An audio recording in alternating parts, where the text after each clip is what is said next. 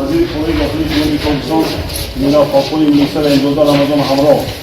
ما از روی که مناقشه‌های سال گذشته سر کردیم ما یک جای از فهمی تمام مردم تاجیکستان با پا خیستیم و از این دشمن ما جدی رسول من باید باز دیگر با بازار ساختی من این صنایعی که روز 14 16 شده گذشت ما شما در کلگوی شهر ایستاد قبول کردم از همین روز سر کردم من ما یک جای تمام مردم جمهوری تاجیکستان از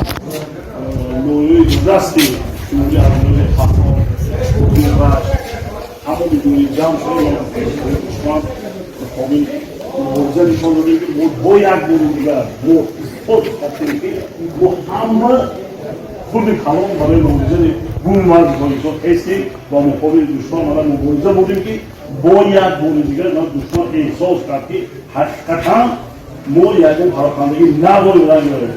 این لعنت‌های دیدیم با هر کس گپ و خورو دیگه ما باید با این احساسات برای رفتن کنه ما همه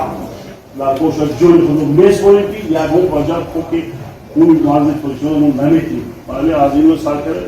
باور کنم برای یک بار چی ندارم من خیسند آمدگی بود میدونم همون سالایی که مردم روح و چوکوی یا اصلا 74 مناقشه بین همین شهرها شروع شد اینا بحث